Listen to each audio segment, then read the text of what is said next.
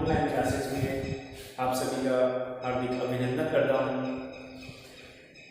Dear students, कल हमने कक्षा 6 से लेकर 10 तक के लिए उपयोगी संस्कृत विषय के सामान्य ज्ञान पर चर्चा की। आपने माहेश्वर सूत्रों और पाणिनि जी के विषय में जाना।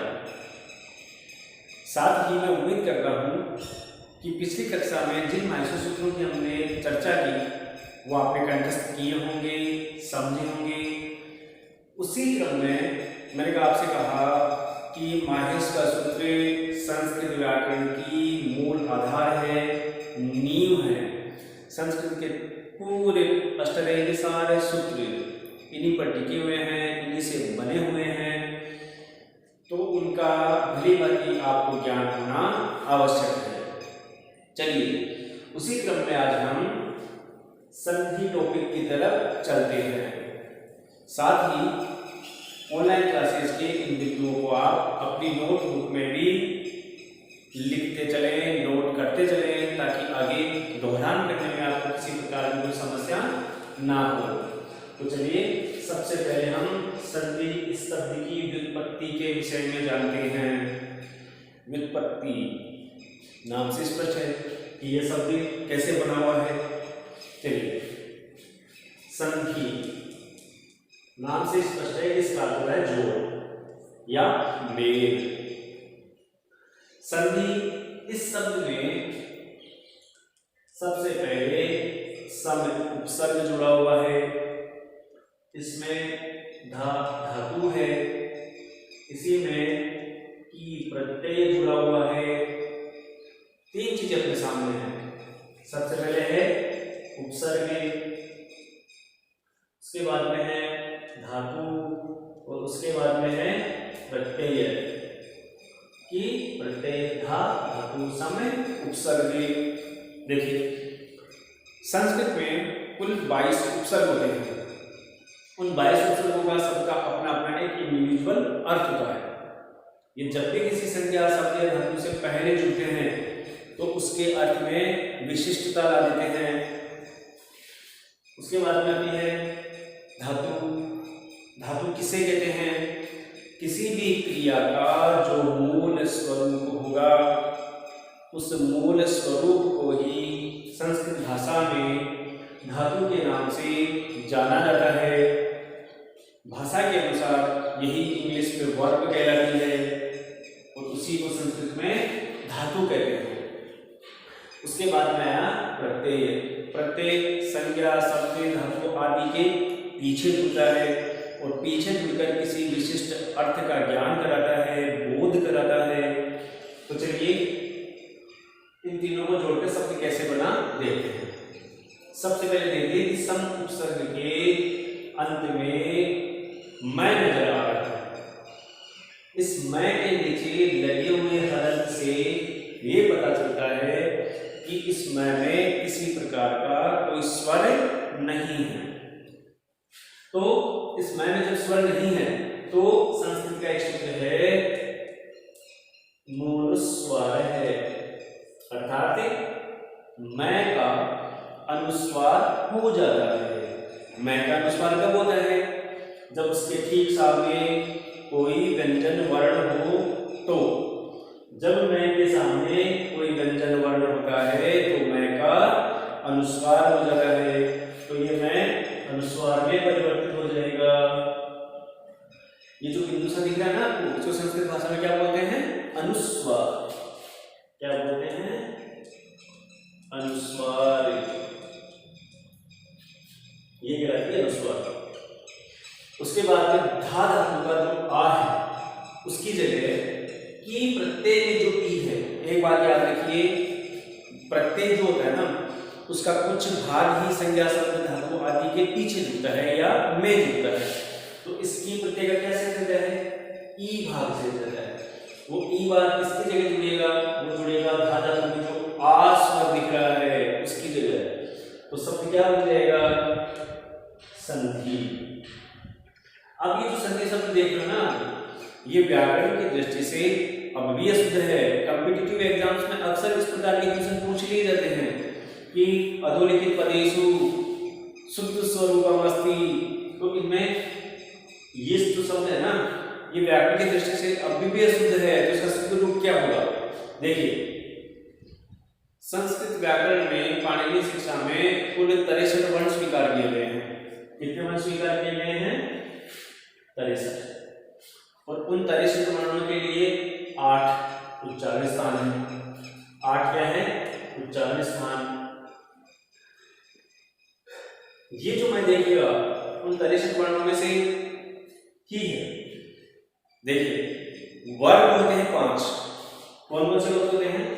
क, च, ट, त और प। इन प्रत्येक वर्ग में 5-5 वर्ण होते हैं। वर्ग 5, प्रत्येक वर्ग में 5 वर्ण। और प वर्ग का अंतिम वर्ण मैं। तो इस क से लेकर मैं तक अगर हम चले तो प्रत्येक वर्ग के 5-5 वर्णों को मिलाकर यहाँ तक कुल 25 वर्ण हो जाते हैं। कितने वर्ण हो जाते हैं? 25। ये 25 व्यंजन स्पर्श व्यंजन कहलाते हैं। ये 25 वर्ण कौन से वर्ण कहलाएंगे? स्पर्श व्यंजन। इनको स्पर्श व्यंजन क्यों कहते हैं? क्योंकि क से लेकर मैं तक जब आप वर्णों का उच्चारण करोगे तो जिह्वा और फेफड़ों से निकली हुई वायु मुख के किसी न किसी भाग को जरूर स्पर्श करेगी। स्पर्श करने के कारण ही ये स्पर्श व्यंजन कहलाते हैं। उदाहरण के तौर पर अगर हम क से लेकर ङ तक 5 वर्णों का उच्चारण करें तो अपनी ध्वनि, इन वर्णों की ध्वनि कंठ से उत्पन्न होगी। तो इसका मतलब क से लेकर ङ तक के वर्णों का उच्चारण स्थान हुआ कंठ। क, देखिए ध्वनियां उत्पन्न हो रही है। क, फेफड़ों में गई हुई वायु उस ध्वनि को बाहर निकाल रही है। क, ख, ग, घ, ङ। देखिए यहाँ कंपन हो रहा है कंठ में, तो इनका उच्चारण स्थान क्या हुआ? कंठ हुआ।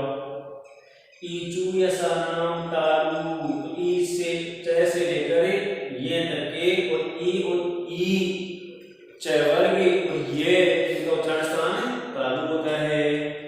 ऐसे ही अकुह विसर्जनीय नाम कंठ है। ए और आस्परे क वर्ग है और विसर्ग का उच्चारण स्थान कंठ होता है। ऋतु रसानाम मूढ़ा, ट से लेकर ट, ठ, ड, ढ, ण तक इनका उच्चारण स्थान मूर्धा होता है। त से लेकर त, थ, द, ध, न उच्चारण स्थान दंत होते हैं। और प से लेकर मैं तक के ओष्ठ होते हैं। तो ये जो उच्चारण स्थान हुए। अब देखिए इन प्रत्येक वर्ग का जो पंचवर्ण है ना, ङ, य, न और म, ये पांचों वर्ण अनुनासिक वर्ण कहलाएंगे। कौन से वर्ण कहलाएंगे? अनुनासिक वर्ण, क्योंकि इनका उच्चारण स्थान इंडिविजुअली अपने अपने वर्ग का जो उच्चारण स्थान है वो है, और इनका स्वतंत्र उच्चारण स्थान नासिका भी है। नासिका, नाक, नासिका से उच्चारित होने वाले वर्ण अनुनासिक वर्ण कहलाते हैं। तो संधि शब्द में जो सम उपसर्ग था, उस सम उपसर्ग का जो मैं है वो एक अनुनासिक वर्ण है। सामने व्यंजन होने के कारण ये मैं अनुस्वार में परिवर्तित हो जाता है। तो बात चल रही थी कि व्याकरण की दृष्टि से ये शब्द अशुद्ध कैसे है, तो इसका शुद्ध रूप क्या होगा? देखिए, से के ऊपर जो अनुस्वार जो कि इस मैं की हुई थी, उसके ठीक आगे कौन सा वर्ण आ रहा है? ध वर्ण। कौन सा वर्ण आ रहा है? ध। और ध कौन से वर्ग का वर्ण है? त वर्ग का वर्ण है। तो त वर्ग का पांचवा वर्ण क्या होता है? त वर्ग का पांचवा वर्ण होता है न। तो ये अनुस्वार यहाँ पर न का रूप ले लेगी।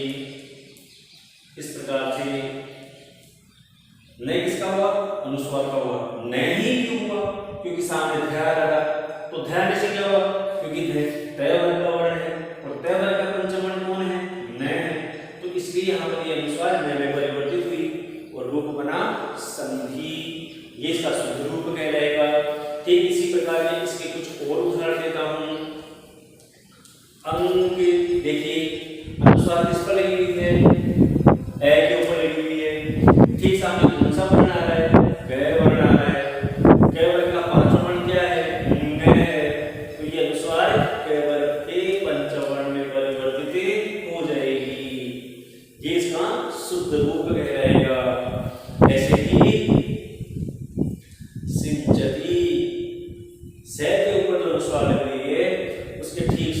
चया है तो च वर्ग का उच्चारण स्थान तालु है और च वर्ग का पंचम वर्ण ये है, तो यही अनुस्वार ये में परिवर्तित हो जाएगी सिंचती।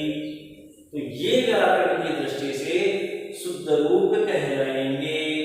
साथ ही अंत में जो आपको विसर्ग का रूप दिख रहा है ना, ये विसर्ग सुप्रत्यय से सुप्रत्यय की प्रत्यय का परिवर्तित रूप है।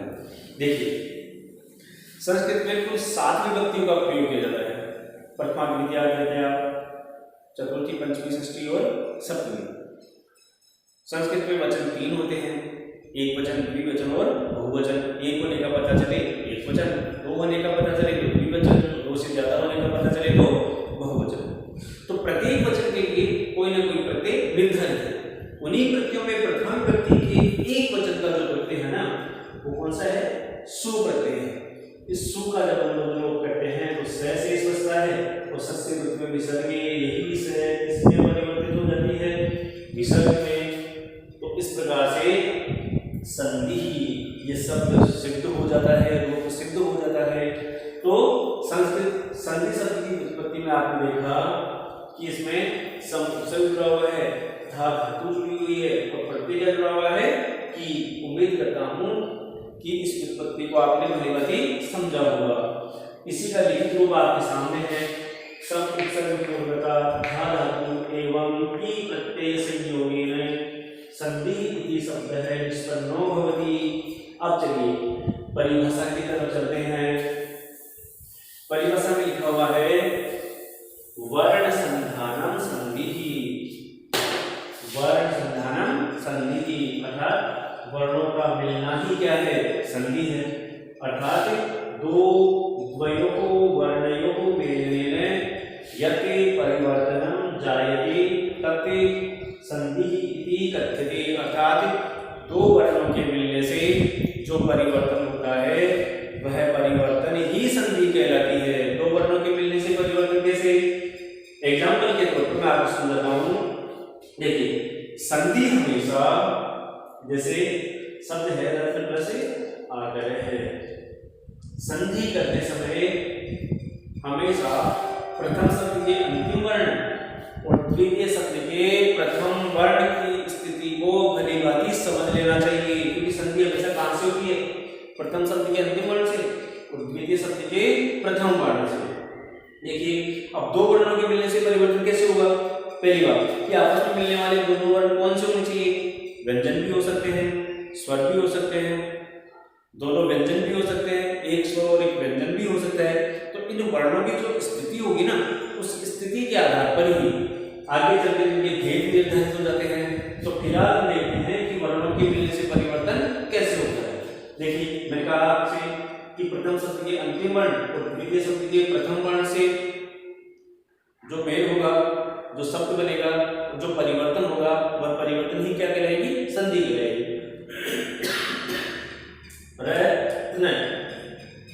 उच्चारण करने से पता चलता है कि न में अ स्वर की ध्वनि आ रही है। कहाँ है? इस न में मात्रा के रूप में जुड़ा हुआ है, जो उच्चारण करने से पता चल रहा है। ठीक सामने आ कह रहे। अब देखिए दो वर्ण कौन से? एक ए और एक आ। ये प्रथम शब्द के अंतिम वर्ण में उपस्थित स्वर और ये द्वितीय शब्द का प्रथम वर्ण। तो समान स्वर को दीर्घ हो जाता है, तो ए और आ मिलकर आ का निर्माण करेंगे। तो स्थिति कुछ इस प्रकार से बन जाएगी र प्लस आ प्लस कर है। आ जो स्वर है यह रंग दिख रहा होगा क्योंकि इसमें जो स्वर था ना वो आ से मिलकर आ में ही परिवर्तित हो गया। अब ये जो आ है वो इस नए में मात्रा के रूप में मिल जाएगा, मतलब इसकी स्थिति इस प्रकार से बन जाएगी और आ जैसे पूरा इसका हलक बैठ जाएगा क्योंकि हलक तो था ही इसलिए कि इसमें कोई स्वर नहीं था। उस स्वर को हमें समझने के लिए बाहर निकाला था और फिर वो है सामने वाले आ से मिलकर आ में परिवर्तित हो गया था। अब ये जो आ है वो यहाँ मात्रा के रूप में मिला। फिर उसके बाद में बचे हुए शब्द को इसके साथ जोड़ दीजिए। क्या शब्द बना? रत्नाकर है। परिवर्तन हुआ है, इस परिवर्तन का नाम ही क्या है? संधि है। यह परिवर्तन ही क्या कहलाएगा? संधि। तो दो वर्णों के मिलने से जो परिवर्तन हो वह परिवर्तन ही क्या कहलाती है? संधि। साथ साथ आप परिभाषा पर भी ध्यान दीजिए कि इसकी जो मूल परिभाषा है ना, उसमें कहा गया है कि दो वर्णों के मिलने से जो परिवर्तन हो वह संधि है। अब जैसे जैसे इसके भेद होते चले जाएंगे उन वर्णों का पता भी चलता जाएगा कि जो आपस में मिलने वाले वो दोनों वर्ण स्वर होंगे या व्यंजन होंगे। तो उनकी जो भी स्थिति होगी उसी के आधार पर उनके भेद बनते चले जाएंगे। चलिए भेदों की तरफ चलते हैं। संस्कृत व्याकरण में संधि के 3 भेद होते हैं। संस्कृत में संधि के कितने भेद होते हैं? 3 होते हैं। कौन कौन से? स्वर संधि, व्यंजन संधि और विसर्ग संधि। देखिए नाम से स्पष्ट है, स्वर संधि तो इसमें आपस में मिलने वाले दोनों वर्ण कौन से होंगे? स्वर होंगे। और व्यंजन संधि, व्यंजन संधि में आपस में मिलने वाले दोनों वर्ण कौन होंगे? या तो व्यंजन या दो व्यंजनों में एक स्वर, तो वो कहलाएगी स्वर संधि। और विसर्ग संधि, इस विसर्ग की जगह जब भी कोई परिवर्तन होता है, कोई भी परिवर्तन जैसे सर हो जाए, रे हो जाए, या विसर्ग का लोप हो जाए, या विसर्ग का ऊ बन जाए, तो वह संधि कहलाएगी विसर्ग संधि। तो स्वर संधि के ठीक सामने लिखा हुआ है कोष्टक में अच, व्यंजन संधि के ठीक सामने कोष्टक में लिखा हुआ है हल। अच और हल क्या है? जैसे कि हमने पिछली कक्षा में जाना कि 14 माहेश्वर सूत्र, और इन माहेश्वर सूत्र को ही प्रत्याहार विधायक सूत्र, शिव सूत्र और माहेश्वर सूत्रों के नाम से जाना जाता है। तो अच और हल क्या है? उन्हीं 14 सूत्रों से बने हुए 2 प्रत्याहार हैं, अच और हल। अब ये अच और हल आपने किसी कक्षा में देखा कि माहेश्वर सूत्रों में जो पहला माहेश्वर सूत्र है उसका प्रथम वर्ण है ए, और चौथे माहेश्वर सूत्र का अंतिम वर्ण है च। जैसे मैं आपके बात फिर से दोहरान करवा देता हूं। ए, ई, उ, ण, ये पहला माहेश्वर सूत्र है।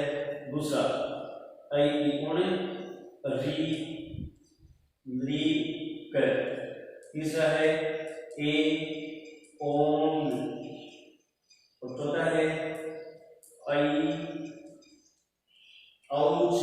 देखिए इस अच प्रत्याहार में 2 वर्ण जो दिख रहे हैं, ये पहला है और ये दूसरा च। ए और च को मिलने से अच बना। सूत्र भी बताया था आपको कि प्रत्याहार में एक सूत्र कौन सा है? आदि अंतेन सहित। आदि मतलब प्रारंभ और अंतिम मतलब अंत सहित। प्रथम वर्ण से लेकर अंतिम वर्ण सहित सम्मिलित जो रूप है वही क्या कहलाता है? एक प्रत्याहार कहलाता है। तो इस ए और च तक जब आप चलोगे तो जहां से जिस प्रत्याहार का जो पहला वर्ण है वो वर्ण खुद भी उस प्रत्याहार के समस्त वर्णों में सम्मिलित होगा।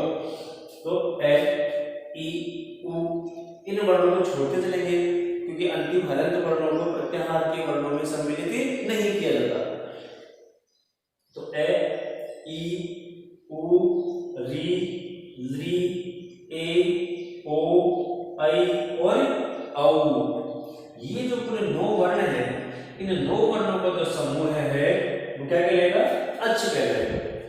दूसरी बात, इन 9 वर्णों में जितने भी वर्ण हैं सभी के सभी वर्ण स्वर हैं, इसलिए स्वर कहो चाहे अच कहो एक ही बात है, अजय स्वर। इसी तरह व्यंजन संधि के ठीक सामने लिखा हुआ है हल संधि। तो हल संधि भी, हल भी क्या है? उन्हीं माहेश्वर सूत्रों से बना हुआ एक प्रत्याहार है। जैसे 5वें सूत्र का मैं आपको उदाहरण दूं, है, ये, व, रे, टे, और अंतिम जो 14वां सूत्र है वो है हल। तो इस है से लेकर इस ले तक, जैसा कि हमने पिछली कक्षा में चर्चा की थी कि आपको है यहाँ भी नजर आ रहा है, लेकिन ध्यान रखिए ये वर्ण इसके अलावा पहले कहाँ आ रहा है? तो पहले जहां आ रहा है वहां से प्रारंभ करोगे और अंत तक लेकर चलोगे।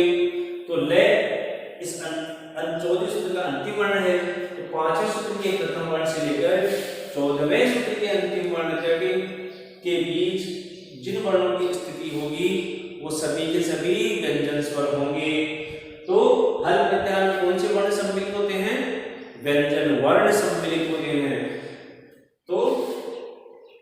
ठीक वैसे इन सभी सूत्रों के अंतिम हलंत वर्ण को छोड़ते चलिए, फिर जो समस्त वर्ण होंगे वो समस्त वर्ण ही हल के नाम से जाने जाएंगे।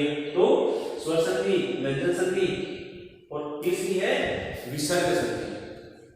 अब एक एक संधि का हम विस्तार से अध्ययन करेंगे।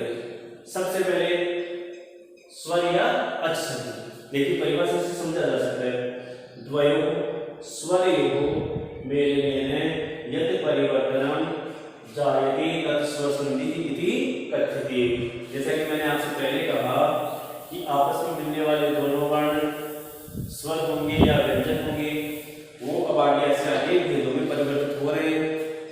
तो पहले कौन से भेद की तरफ चल रहे हैं हम? स्वर संधि की तरफ। तो वह संधि जिसमें आपस में मिलने वाले दोनों वर्ण स्वर होते हैं, वह संधि जिसमें आपस में मिलने वाले दोनों वर्ण स्वर होते हैं, स्वर संधि कहलाती है। एग्जाम्पल के तौर पे मैंने उदाहरण दिया आपको, दया प्लस अर्णव है। देखिए प्रथम शब्द का अंतिम वर्ण या, तो द्वितीय शब्द का प्रथम वर्ण है। तो इस प्रथम शब्द के अंतिम वर्ण या में कौन सा स्वर जुड़ा हुआ है? वो जुड़ा हुआ है आ। मतलब स्थिति कुछ इस प्रकार से बनी, द ये प्लस आ प्लस अर्णव है, अर्णव है। ये देखो दो वर्ण आपस में मिलेंगे, आ और ए। क्या रूप बना? आ। स्थिति क्या बनी? द ये प्लस आ प्लस शेष रूप। ये आ कहाँ गया? ये आ ये ए आ से मिलकर आ में परिवर्तित हो गया। अब ये आ ये के साथ मिलकर इसको अंतिम और पूर्ण रूप दे देंगे, तो आ स्वर ये भी मिल जाएगा। शेष बचा हुआ भाग णव है, शब्द बना दया णव है। देखिए यहाँ आपस में मिलने वाले दोनों वर्ण स्वर हैं। सामने जो स्वर होगा वो प्रत्यक्ष रूप से दिखाई देगा, और प्रथम शब्द के अंत में जो स्वर होगा ना, वो अंतिम व्यंजन वर्ण में मिला हुआ होगा, हो सकता है साक्षात भी हो कहीं पर। तो इस प्रकार से आपस में मिलने वाले दोनों वर्ण कौन से हुए? स्वर हुए। तो ये स्वर संधि का जो परिवर्तित रूप हुआ, उसी से सिद्ध रूप हुआ, तो ये कहलाएगा संधि। इन दो शब्दों से मिलकर ये जो रूप बना ना, इस परिवर्तन का नाम ही क्या है? संधि। इसी प्रकार महर्षि का मैंने आपको उदाहरण दिया, महा धने ऋषि। अब देखिए महा है में कौन सा स्वर है? आ स्वर है। ठीक सामने क्या जुड़ा हुआ है? ऋषि ही लिखा हुआ है। तो आ और री ये दोनों मिलकर किसका रूप, किसमें परिवर्तित होते हैं? अर में परिवर्तित होते हैं। तो क्या रूप बन जाता है? मह प्लस अर प्लस सी। बीच में आपको एक बात और बताना चाहूंगा, ये स्वर संधि की इस परिभाषा में आपस में मिलने वाले दो स्वरों को बताया गया है। अब वो आपस में मिलने वाले दोनों स्वर कौन से होंगे, उनकी कैसे स्थिति होगी, उन स्वरों की स्थिति के आधार पर भी इस स्वर संधि के आगे चलकर 8 भेद हो जाते हैं। तो उन भेदों के विषय में भी विस्तार से जानेंगे। अब आप देख रहे होंगे कि यहाँ पर तो आ और मिलकर आ बना, और यहाँ पर आ के सामने भी आ रहा है, अर परिवर्तन हो रहा है। तो ये भी स्वर संधि के भेदों के अंतर्गत है। ये किसके अंतर्गत है? स्वर संधि के भेदों के अंतर्गत। स्वर संधि का ही एक भेद होता है दीर्घ संधि, जिसका हम अभी आगे अध्ययन करने वाले हैं। तो ये उदाहरण स्वर संधि की दीर्घ संधि का भेद है, उदाहरण है। और ये जो उदाहरण है वो स्वर संधि की गुण संधि का उदाहरण है। तो आके सामने व्यंजन होता है तो अल बन जाता है। तो अब ए को किसमें जोड़ोगे आप? है में जोड़ दोगे, हलंत तक जाएगा, क्योंकि ए स्वर का समागम हो गया इसमें। अब बचा कौन? रे, हलंत है। तो ये इस प्रकार से रूप बन जाएगा महर्षि ही। तो इस प्रकार से आपने देखा कि स्वर संधि में आपस में मिलने वाले दोनों वर्ण स्वर होते हैं, वो स्वर संधि कहलाती है। अब स्वर संधि में आपस में मिलने वाले स्वरों में कौन से दो स्वर हैं, उन स्वरों के आधार पर उनके भेद होते चले जाते हैं। तो चलिए अब इस स्वर संधि के अंतर्गत आने वाले भेदों की तरफ हम चलेंगे।